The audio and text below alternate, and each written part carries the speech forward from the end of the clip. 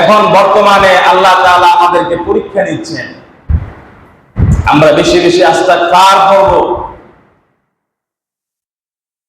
আর ভারত আমাদের সাথে যেই অপব্যবহার করতেছে, যে বেইনসাফি করতেছে, তারা একের পর এক বাঁধ খুলে দিচ্ছে। তারা চাচ্ছে বাংলার মানুষকে মেরে ফেলার জন্য।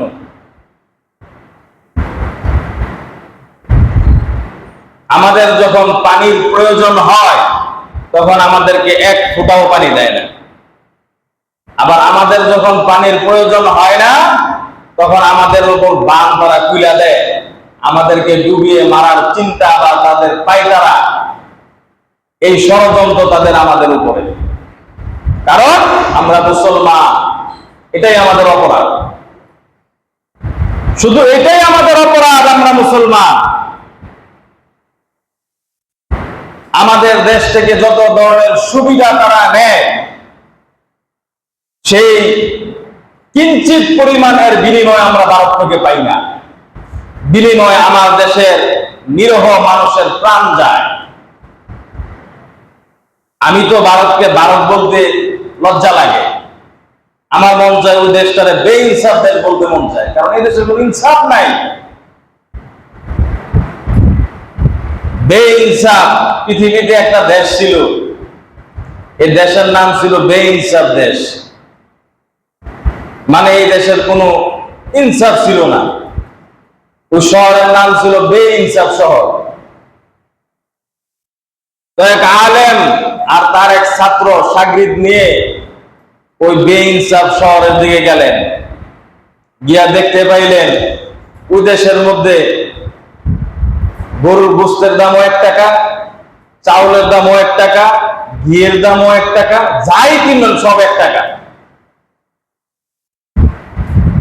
ছাত্র তো খুশি যে হুজুর, আমি তো খুব জীর্ণ শীর্ণ মানুষ, শরীর আমার শুকনা, এখানে সব কিছু 1 টাকা দিয়ে পাওয়া যায়, 1 টাকা দিয়ে কিনা কিনা খায় খায় তাড়াতাড়ি মুড়ে হয়ে যাবে। হুজুর কইতেছে যে না, যে দেশে দুধের দাম 1 টাকা, গরুর গোশতের দাম 1 টাকা, ঘিয়ের দাম 1 টাকা, যাই কিংবা তাই 1 টাকা, এই দেশের মধ্যে ভেজাল আছে। এই দেশের নাম হইল বেইনসাফ দেশ, ইনসাফ নাই। তো ওই বেইনসাফ দেশের মধ্যে এক বাড়িওয়ালা তার বাড়ির চতুষ্পাদ দিয়া আপনার ইটের দেওয়াল, বাউন্ডারি দেওয়াল, এক চোর গেছে, চোর চুরি করবার লাগিয়া। তুই বেইনসাফ শহরের যে বাড়ির মধ্যে চুরি করতে গেছে চোরে, আপনার যখন দেওয়াল টপকাইয়া বাড়ির ভিতর ঢুকবো, দেওয়াল টপকাইতে গিয়া দেওয়াল ধইসা দেওয়াল চোরের উপর পইরা চোর মারা গেছে। এখন ওই জায়গায় চোরের সমিতি আছে। চোরের সমিতিরা বলল, অমুকের বাড়িতে আমাদের একজন চোরের সদস্য, সে চুরি করতে গিয়া তাদের দেওয়াল ধইসা মারা গেছে, এটার বিচার চাই আমরা। তারা আদালতে গেল।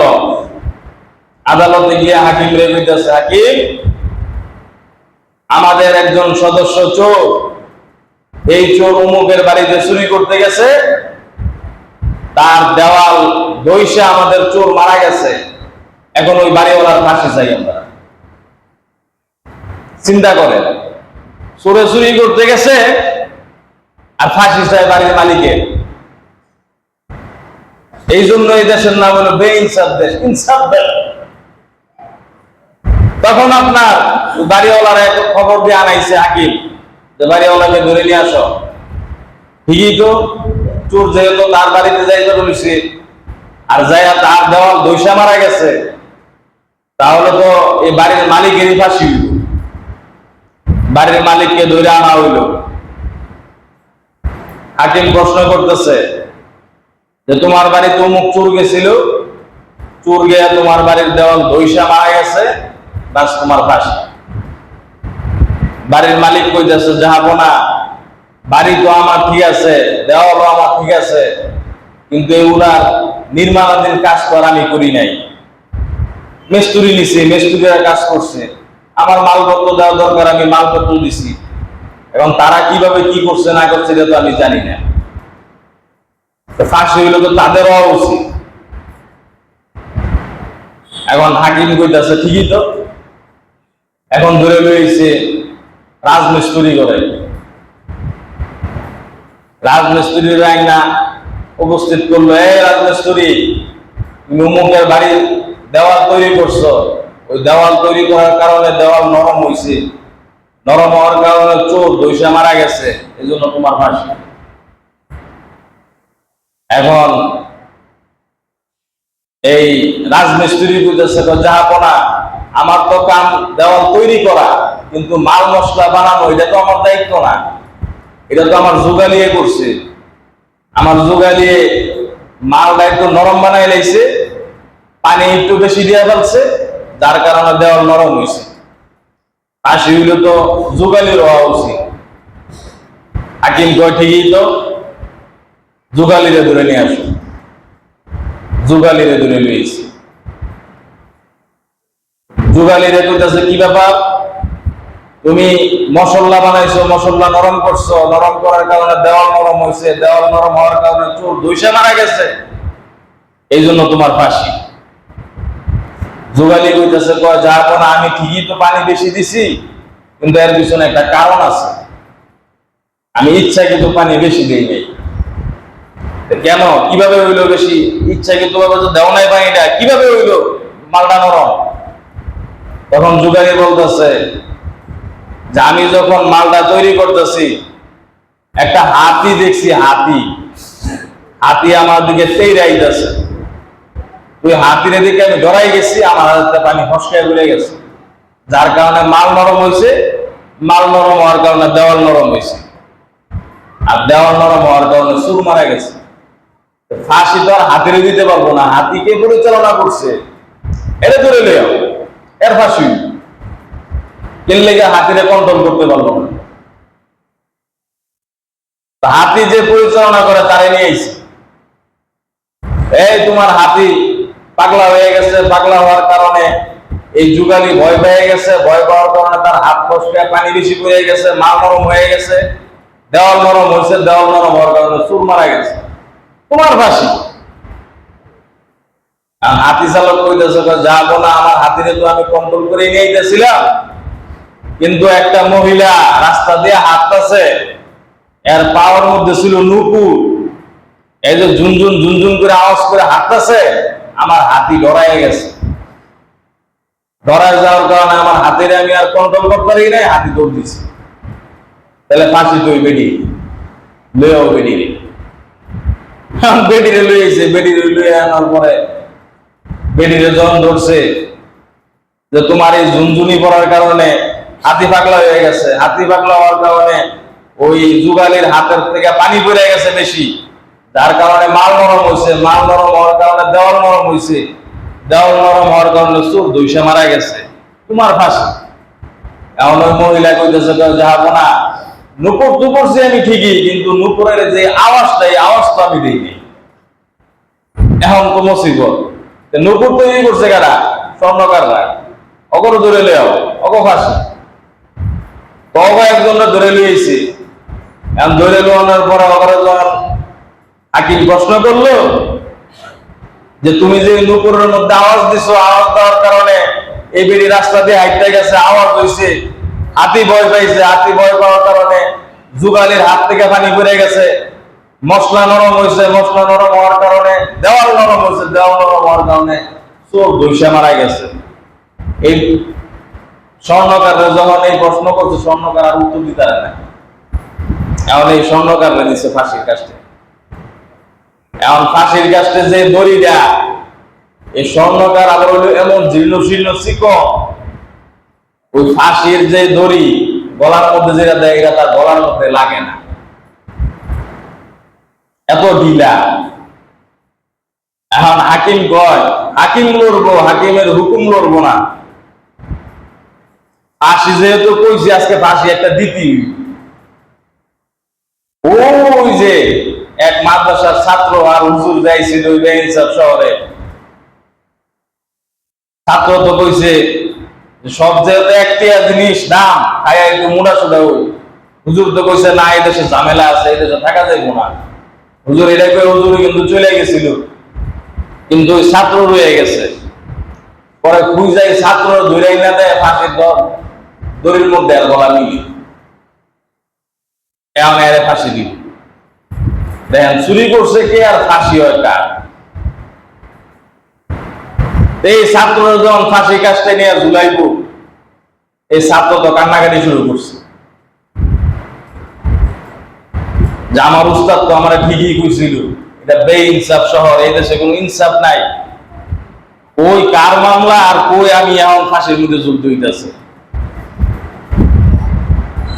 তখন ভীষণভাবে যখন ছাত্র কান্নাকাটি করতেছে যে ফাঁসি দিব জল্লাদ, তার সাথে যে ম্যাজিস্ট্রেট থাকে, ম্যাজিস্ট্রেট বলতেছে যে আপনার কোনো শেষ ইচ্ছা আছে কিনা ফাঁসির আগে। ছাত্র তখন বলতেছে যাবো না, আমার একটা শেষ ইচ্ছা আছে, আমার একজন উস্তাদ আছে, আমি শুধু আমার উস্তাদের সাথে একটু সাক্ষাৎ করতে চাই।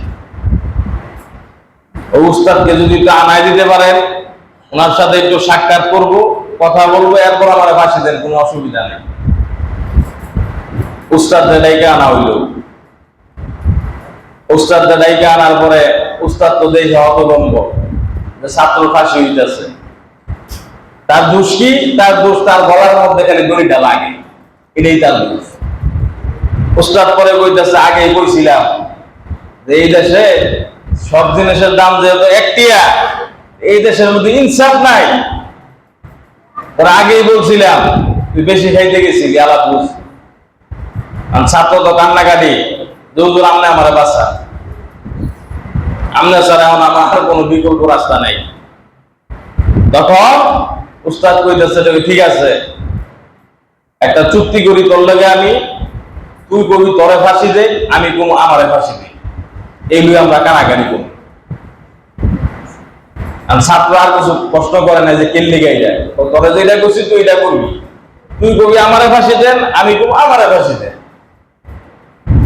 এরকম যখন শুরু করছে তখনকার জমানার সব লোক হাজির, দেয় কয়ারে ফাঁসি দিতে, ছাত্র কয় ছাত্রের ফাঁসি দিতে, হুজুরকে হুজুরে ফাঁসি দিতে। আর ফাঁসির রায় হচ্ছে একজনের, দুইজনের তো ফাঁসি দেওয়া যায় না। তখন পুরা ওই বেইনসাফ শহরের মধ্যে খবর হয়ে গেছে। তখন আপনার ওই বেইনসাফ শহরের যে বাদশাহ এ আইসে এই খবর হয়ে, এ আইসা তখন আপনার জিজ্ঞাসা কি হয়েছে। তখন তাদের মধ্য থেকে বলতেছে যাবো না, হাকিম থেকে আদেশ আইছে আজকে ফাঁসি, এই ছাত্র ফাঁসি। এখন এই ছাত্র উস্তাদ আইছে, এই উস্তাদে বুঝতেছে উস্তাদের ফাঁসি দিবার লেগে, এখন দুজনে কারাগারি করতেছে। এখন ওই বাদশার ভিতরে একটু কিউরিওসিটি জাগলো যে কি কারণে এরা কারাগারি করতেছে, কারণটা তো জানা দরকার। হুজুরে ডাক দিলেন বাদশাহ, বাদশারে ডাক দিয়ে বলতেছে কি কারণ? ফাঁসির রায় হয়েছে আপনার ছাত্র, আপনার ছাত্রকে ফাঁসি দেওয়া হইল, আপনি এই জায়গায় ফাঁসির জন্য চিল্লাচিল্লি করতেছেন বিল্ডিংয়ে। পরে কইতেছে যাবো না, আমি কেউর কাছে খবরটা বলি নাই, আপনার কাছে আমি বলতেছি। সেইটা হইলো আজকে রাত্রে আমি একটা স্বপ্ন দেখছি। স্বপ্ন হইল যে আজকের এই দিনে যে এই ফাঁসি কাজটা যার ফাঁসি হইব সে সরাসরি জান্নাতে, তার জান্নাত কেউ ঠেয়াইতে পারতো না। এই জন্য আমি হইলাম এই ছাত্র উস্তাদ, জান্নাতে যাইলে তো আমি যাবো, আমি জান্নাতে না গিয়ে যদি আমার ছাত্র জান্নাতে যাই আমার জন্য বেমানান না। এই জন্য আমরা কারাগারি করতেছি। পরে বাদশাহ বলতেছে ওই দেশ কার? আমনে। ওর সুর মরছে, সুর কার? আমনে। ওই সুরের যে ফাঁসি এই জায়গায় যে ফাঁসির আদেশ হয়েছে হাকিম, এই হাকিম কার? আমনে। ফাঁসির কাজটা লয় কার? আমনে। ও সব আমার, তোমরা জান্নাতে যাইবা কার? এই ফাঁসি আমারে দে। রাজাই কইতাছে যে ফাঁসি আমারে দে। এই জন্য এই দেশের নামকরণ করা হয়েছিল বেইনসাফ শহর। সুর দৈশা মারা গেছে আর ফাঁসি হয় দেশের রাজা। এই ঠিক তদ্রুপ এই ভারত আমাদের সাথে এই বেইনসাফি করতেছে। আমি তো মনে করি ওদের দেশের নাম বেইনসাফ দেওয়া দরকার।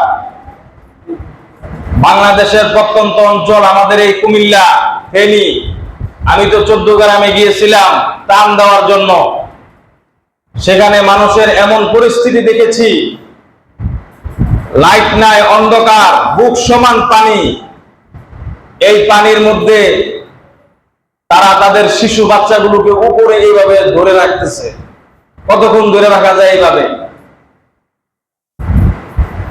বিভিন্ন ভাবে ভারত আমাদেরকে হুমকি দেয়। গত কয়েক বছর আগে এই ভারতের এক হিন্দু স্ট্যাটাস দিছে যে বাংলাদেশের বাইতুল মুকাররম তারা বলে বোম মেরে উড়াই দিব। আবার আরেক হিন্দুর স্ট্যাটাস পাইছিলাম যে বাংলাদেশের মুসলমানের কল্যাণ নিয়ে বলে তারা ফুটবল খেলবে। তা আমরা মুসলমান হিসাবে আমাদের উপর এরকম জুলুম অত্যাচার আপনাদের পক্ষ থেকে আমরাও পরিষ্কার হুঁশিয়ার করে দিতে চাই। ১৫০০ বছর আগে নবী, আমাদের নবী মুহাম্মদুর রাসূলুল্লাহ সাল্লাল্লাহু আলাইহি ওয়াসাল্লাম গাজওয়ায়ে হিন্দের কথা বলে গিয়েছে। আর এই গাজওয়ায়ে হিন্দের সূচনা দুদিন আগে হোক পরে হোক হবেই হবে। বাংলাদেশের মুসলমানের সাথে আরো যত বিশ্বের মুসলমান আছে এক ও ঐক্য হয়ে এই গাজওয়ায়ে হিন্দের সূচনা হবে ইনশাআল্লাহ। এই গাজওয়ায়ে হিন্দের সূচনার মাধ্যমে মুসলমানরাই বিজয় লাভ করবে এবং এর মধ্যে দুইটা দল হবে। একটা দল, আল্লাহ রাসূল সাল্লাল্লাহু আলাইহি সাল্লাম বলেছেন, একটা দল পলায়ন করবে, তারা জাহান্নামে যাবে। আর একটা দল যুদ্ধ করতে করতে শাহাদাত বরণ করবে। আমার রাসূল বলেছেন, আমি তাদেরকে ধরে ধরে জান্নাতে ঢুকিয়ে দিব। তাই পরিষ্কার, যে কোনো সময় গাজওয়ায়ে হিন্দের অবস্থান তৈরি হতে পারে। আমি পরিষ্কার বলতে চাই, এই কুমিল্লাবাসীকে বলতে চাই, আপনারা তৈয়ার থাকবেন, আপনারা সজাগ থাকবেন।